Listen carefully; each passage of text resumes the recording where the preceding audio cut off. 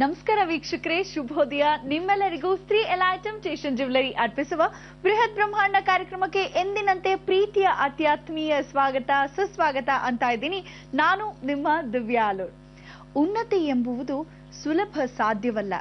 ಉನ್ನತ ಸಾಧನೆಗೆ ಶಾಶ್ವತ ಶ್ರಮ ಅತ್ಯಗತ್ಯ ಅಂತ ಹೇಳ್ತಾ ಗುರೂಜಿಯವರನ್ನ ಕಾರ್ಯಕ್ರಮಕ್ಕೆ ಸ್ವಾಗತಿಸೋಣವಾ. ಶ್ರೀಯುತರು ಶ್ರೀ ಸಂಪೂರ್ಣ ಸನಾತನ ಧರ್ಮ ಸಂರಕ್ಷಣಾ ಸಮಿತಿಯ ಸಂಸ್ಥಾಪಕರು ಹಾಗೂ ಶ್ರೀ ಸಂಪೂರ್ಣ ವರಮಹಾಲಕ್ಷ್ಮಿ ಮಹಾಸಂಸ್ಥಾನದ ವ್ಯವಸ್ಥಾಪಕ ನಿರ್ದೇಶಕರು, ನಮ್ಮೆಲ್ಲರ ನೆಚ್ಚಿನ ಗುರುಗಳು ಶ್ರೀ ನರೇಂದ್ರ ಬಾಬು ಶರ್ಮಾ ಗುರೂಜಿಯವರು. ನಮಸ್ತೆ ಗುರುಜಿ, ನಿಮಗೆ ಬೃಹತ್ ಬ್ರಹ್ಮಾಂಡ ಕಾರ್ಯಕ್ರಮಕ್ಕೆ ಪ್ರೀತಿಯ ಸ್ವಾಗತ ಗುರುಜಿ. ನಮಸ್ಕಾರ ಗುರುಜಿ. ಇವತ್ತು ಮಂಗಳವಾರ, ಹಾಗೆ ನಾವೆಲ್ಲರೂ ಇವತ್ತು ತುಳಸಿ ಹಬ್ಬವನ್ನ ಆಚರಿಸ್ತೀವಿ ಅಲ್ವೇ? ಅದರ ವಿಶೇಷತೆಯ ಕುರಿತು ಏನಾದ್ರೂ ಹೇಳ್ತೀರಾ ಇವತ್ತು? ಎಲ್ಲ ವೀಕ್ಷಕ ಬಾಂಧವರಿಗೆ ಪರಿಪೂರ್ಣವಾದ ಸ್ವಾಗತ ಸುಸ್ವಾಗತ ನಮ್ಮ ನಿಮ್ಮೆಲ್ಲರ ಬ್ರಹ್ಮಾಂಡ ಲೋಕಕ್ಕೆ. ಇವತ್ತಿನ ದಿವಸ ಮಂಗಳವಾರ, ಶುಭ ದಿನ ಅಂತ ಕರಿತೀವಿ.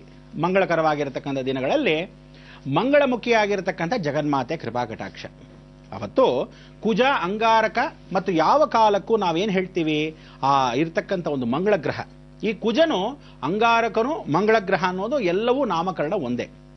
ಮಂಗಳ ದಕ್ಷಿಣಕ್ಕೆ ಕೆಂಪು ಅಂತ ಕರಿತೀವಿ. ಈ ಕೆಂಪಿನ ಬಣ್ಣ ಯಾರ್ದು? ಉಗ್ರ ಸ್ವರೂಪವಾಗಿರ್ತಕ್ಕಂಥ ದೈವತತ್ವ. ಈ ಉಗ್ರ ಸ್ವರೂಪವಾಗಿರ್ತಕ್ಕಂಥ ದೈವತತ್ವದಲ್ಲಿ ನಾವು ಒಂದೊಂದು ಕ್ಷೇತ್ರ ಮಹಿಮೆಗೆ ಹೋಗ್ತಾ ಬಂದ್ವಿ, ಹೌದಾ? ಈ ಕ್ಷೇತ್ರ ಮಹಿಮೆಗೆ ಹೋಗ್ತಾ ಬಂದಾಗ ಇವತ್ತಿನ ದಿವಸ ತುಳಸಿ ಹಬ್ಬನ, ಅಂದ್ರೆ ಆ ಶ್ರೀ ತುಳಸಿ ಸಂಜೆ ಕಾಲದಲ್ಲಿ, ಸಾಯಂಕಾಲದಲ್ಲಿ ಲಕ್ಷ್ಮಿ ಉಗ್ರ ಸ್ವರೂಪದಲ್ಲಿ ಇದ್ದಾಗ ಅವಳನ್ನ ಬೇಜಾರು ಮಾಡ್ಕೋಬೇಡ್ವೆ ಅಂತ ಹೇಳಿ ಆ ಕೃಷ್ಣನು ಪಕ್ಕದಲ್ಲೇ ಕರೀತಾನೆ. ಆ ಕೃಷ್ಣನು ಕರೆದಾಗ ರುಕ್ಮಿಣಿ ಸತ್ಯಭಾಮ ಅಂತ. ಸತ್ಯಭಾಮ ಕೋಪ ಮಾಡ್ಕೊಂಡಾಗ ಅದೇ ಲಕ್ಷ್ಮಿನೇ, ಸಂತೋಷವಾಗಿದ್ದಾಗ ರುಕ್ಮಿಣಿ. ಯದ್ಭಾವಂ ತದ್ಭವತಿ. ಭಾವನೆಗಳು 108. ಅದಕ್ಕೆ ಒಂದೇ ತಾಯಿ ತಂದೆಗೆ ಏನಾಗ್ತಾಳೆ? ವಿಶೇಷವಾಗಿ ಹೆಂಡತಿ ಆಗ್ತಾಳೆ. ಮತ್ತಷ್ಟು ಮಕ್ಕಳಿಗೆ ಏನಾಗ್ತಾಳೆ? ತಾಯಿ ಆಗ್ತಾಳೆ.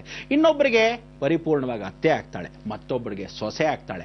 ಇರೋದು ಒಂದೇನೆ, ಎಲ್ಲಾ ನಾನಾ ರೂಪದಲ್ಲಿ ಒಬ್ಬಳೇ ಅಷ್ಟೆಲ್ಲ ನಿರ್ವಹಿಸಬೇಕು. ಇದನ್ನ ಕೃಷ್ಣಲೀಲೆ ಅಂತ ಕರಿತೀವಿ. ಈ ಕೃಷ್ಣಲೀಲಾಮೃತ ಬಹಳ ಸಂತೋಷ. ಅದಕ್ಕೆ ಮುಂದಿನ ವಾರದಿಂದ ನಿಮಗೆಲ್ಲ ಏನು ಅಂದ್ರೆ ಶ್ರೀಕೃಷ್ಣ ರಹಸ್ಯಕ್ಕೆ ಕರ್ಕೊಂಡು ಹೋಗ್ತೀನಿ.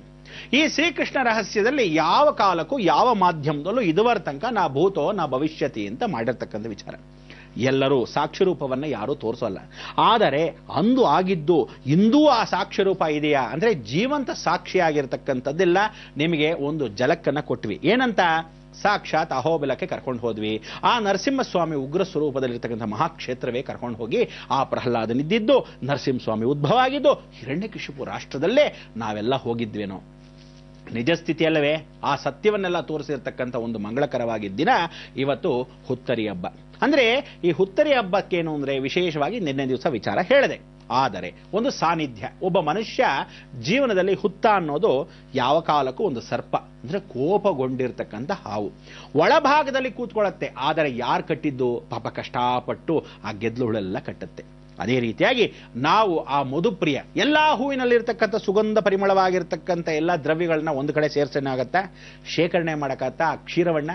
ಅಂಥ ಒಳ್ಳೆ ಕ್ಷೀರವಾಗಿರ್ತಕ್ಕಂಥ ಅಮೃತ ಪಾಪ ಅದೆಲ್ಲ ತಗೊಂಬರುತ್ತೆ. ಎಷ್ಟು ಕಷ್ಟಪಡತ್ತೆ. ಅದನ್ನ ರೊಟ್ಟಿ ಅಂತ ಇವರು ತೊಂದು ಕಚಡ ತಿಂದು ಬಿಡ್ತವೆ. ಅದಕ್ಕೋಸ್ಕರ ಮಾಡಿದ್ಯಾರೋ, ಫಲವನ್ನು ಅಪೇಕ್ಷೆ ಮಾಡಿದ್ಯಾರೋ. ಇದೆಲ್ಲ ಒಂದು ಜೀವನದಲ್ಲಿ ನಾವು ಪ್ರತಿಯೊಬ್ಬ ಮನುಷ್ಯನೂ ಒಂದಲ್ಲ ಒಂದು ಅನುಗ್ರಹವನ್ನು ಪಡೀಲೇಬೇಕು. ಈ ಅನುಗ್ರಹ ಹೇಗೆ ಪಡಿತೀರಾ? ಇವತ್ತಿನ ದಿವಸದಲ್ಲಿ ನಾವುಗಳು ಮಾಡ್ತಕ್ಕಂಥ ವಿಧಾನ, ರೀತಿ, ನಿಯಮ, ನಿಷ್ಠೆ ಎಲ್ಲವನ್ನು ಕಲಿಬೇಕು. ಅದಕ್ಕೆ ಮೊದಲಾಗಿ ನಾವು ಹೋಗ್ತಕ್ಕಂಥದ್ದು ಎಲ್ಲಿ?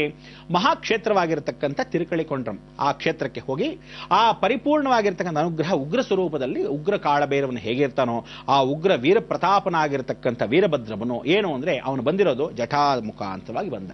ಆ ಜಡೆಯ ಮುಖಾಂತರ ಬಂದಿರೋ ವೀರಭದ್ರ ಯಾರಿಗೆ? ಅಧಿದೇವತೆ ಪ್ರತಿದೇವತೆ ಆಗಿರ್ತಕ್ಕಂಥ ಕಾಳಿಗೆ ಸೇವಕನು. ಹೀಗೆ ನಿಂತಿರ್ತಾನೆ. ಆ ಭದ್ರಕಾಳಿ ಸ್ವರೂಪದಲ್ಲಿರ್ತಕ್ಕಂಥ ದೇವಿಗೆ ಉಗ್ರವಾಗಿ ಬಂದಾಗ ಇವನೇ ಸೇವಕನು. ಅದೇ ತಮೋ ಗುಣದಲ್ಲಿ ಬಂದಾಗ ಲಕ್ಷ್ಮಿಯ ಸ್ವರೂಪವಾಗಿರ್ತಕ್ಕಂಥ ಸರಸ್ವತಿ ಸ್ವರೂಪವಾಗಿ ಲಲಿತಾ ತ್ರಿಪುರ ಸುಂದರಿ ಆಗ್ತಾಳೆ. ಆದರೆ ಮಧ್ಯಬಿಂದು ಅಲ್ಲ ಇದ್ದಾಗ ದ್ವಾರಪಾಲಕರ ಸಮೇತ ಸುಬ್ರಹ್ಮಣ್ಯ ಗಣೇಶ ಸಮೇತವಾಗಿ, ಹಾಗೆ ದೇವಿ ನಾನಾ ರೂಪದಲ್ಲಿದ್ದಾಗ, ಬೇರೆ ಬೇರೆ ಆಕಾರದಲ್ಲಿದ್ದಾಗ, ಬೇರೆ ಬೇರೆ ಉಗ್ರ ಸ್ವರೂಪದಲ್ಲಿದ್ದಾಗ ನವರಸಗಳ ಮುಖಾಂತರವಾಗಿರ್ತಕ್ಕಂಥ ಅವಕಾಶ. ಅದಕ್ಕೆ ಆ ನವರಸಗಳಾಗಿರ್ತಕ್ಕಂಥ ಒಂದು ದೇವಿ ಅಂಶವೇ ಆ ವೀರಭದ್ರ ಸ್ವರೂಪ.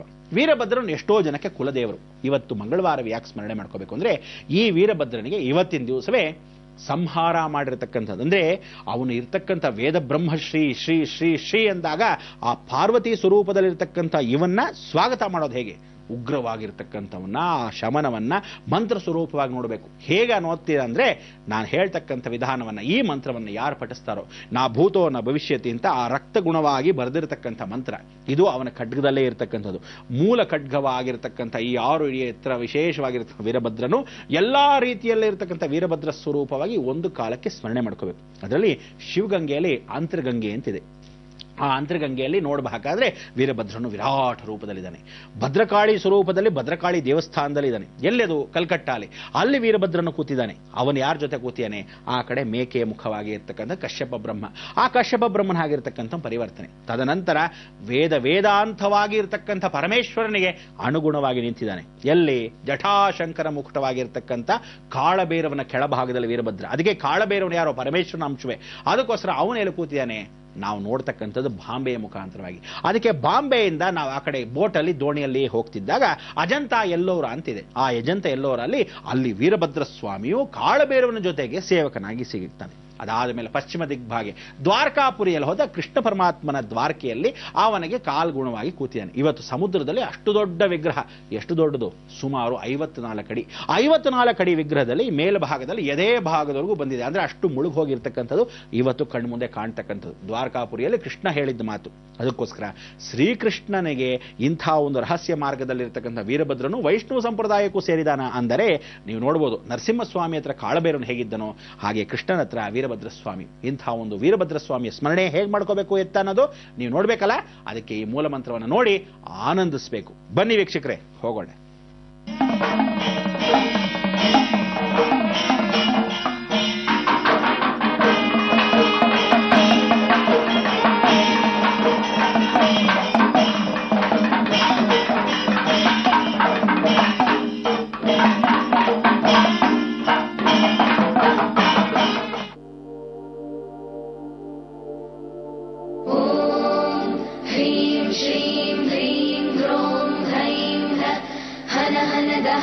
पच पच गृहाण गृहाण मारय मारय मर्दय मर्दय महामह भैरव भैरव रूपेण धूनय धूनय कंपय कंपय विघ्नय विघ्नय विश्वेश्वर शोभय शोभय कटु कटु मोहय हुं फट् स्वाहा। ॐ ह्रीं श्रीं ह्रीं ह्रों ह्रैं ह्रः हन हन दह दह पच पच गृहाण गृहाण मारय मारय मर्दय मर्दय महामह भैरव भैरव रूपेण धूनय धूनय कंपय कंपय विघ्नय विघ्नय विश्वेश्वर शोभय शोभय कटु कटु मोहय हुं फट् स्वाहा।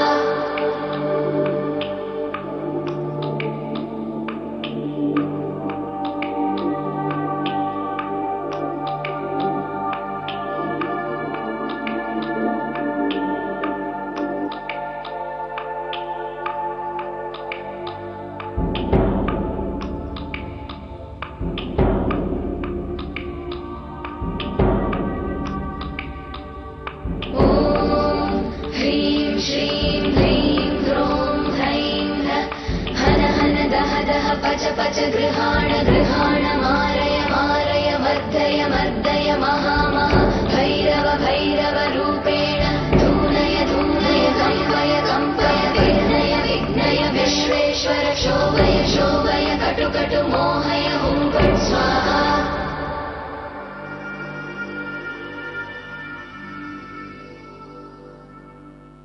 ಈ ವೀರಭದ್ರ ಸ್ವಾಮಿಯು ಎಷ್ಟು ವಿಶೇಷ.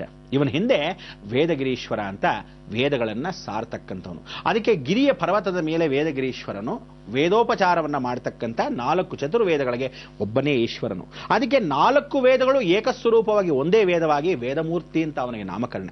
ಇಲ್ಲಿ ಅಮ್ಮನವರು ವಿಶೇಷ. ಆ ಅಮ್ಮನವರಿಗೆ ಯಾವ ಕಾಲಕ್ಕೆ ಯಾರಿಗೆ ಸಂತಾನವಿಲ್ಲವೋ, ಯಾವ ಕಾಲಕ್ಕೆ ಹೆಣ್ಣಿನ ಗುಣಗಳಿಲ್ಲವೋ, ಯಾವ ಕಾಲಕ್ಕೆ ನಪುಂಸಕರಾಗಿರೋರು, ಈ ಕಡೆ ಗಂಡು ಅಲ್ಲ ಆ ಕಡೆ ಹೆಣ್ಣು ಅಲ್ಲ, ಆದರೆ ಆ ಗಂಡುತನ ಇರತಕ್ಕಂಥ ಹೆಣ್ಣುಗಳು ಪೂರ್ತಿಯಾಗಿ ಹೆಣ್ಣಿನ ವೇಷದಲ್ಲೇ ಇದ್ರು ಗಂಡು ತರ ಆಡತಕ್ಕಂಥ ವಿಚಾರ, ಅದನ್ನು ಸರಿಪಡಿಸ್ಕೊಳ್ಳಕ್ಕೆ ಇಲ್ಲಿ ಅವಕಾಶ. ಅದಕ್ಕೋಸ್ಕರ ಇಂಥವಳಿಗೆ ಯಾರಾದರೂ ನನ್ನ ದೇಹದಲ್ಲಿ ಯಾರಾದರೂ ಒಡವೆಗಳನ್ನು ಹಾಕಿದ್ರೆ ಪರಿಪೂರ್ಣತೆನೆ ಕೊಡ್ತೀನಿ ಅಂತ ಹೇಳ್ತಾಳೆ. ಅದಕ್ಕೆ ಆ ಒಡವೆಗಳನ್ನು ಹಾಕಕ್ಕೆ ಇವತ್ತು ಅಲ್ಲಿ ನೋಡ್ಬೋದು ರತ್ನ ಖಚಿತವಾಗಿರ್ತಕ್ಕಂಥ ಒಡವೆಗಳು. ಎಷ್ಟು ಸಣ್ಣ ಪುಟ್ಟ ಅಲ್ಲ, ಎಷ್ಟು ಬೆಲೆ ಬಾಳತ್ತೆ ಆ ಬಚ್ಚೆ, ಅವಳಿರ್ತಕ್ಕಂಥ ಮೂಕುತಿ, ಅವಳಿಗಿರ್ತಕ್ಕಂಥ ವೈಭವ, ಆ ದರ್ಶನವೆಲ್ಲ ಎಲ್ಲ ನೀವುಗಳು ಸಂತೋಷಪೂರ್ವಕವಾಗಿ ಅದೇ ಕ್ಷೇತ್ರಕ್ಕೆ ಹೋಗಿ ಅನುಭವಿಸಬೇಕು.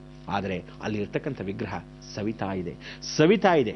ಸವೆದು ಅಲ್ಲಿ ಬರ್ತಕ್ಕಂಥ ಅಂಶ ಏನು ಅಂದ್ರೆ ಬೇರಿನ ರೀತಿಯಲ್ಲಿ ಅಭಿಷೇಕವನ್ನ ಮಾಡಲ್ಲ ಅವರು.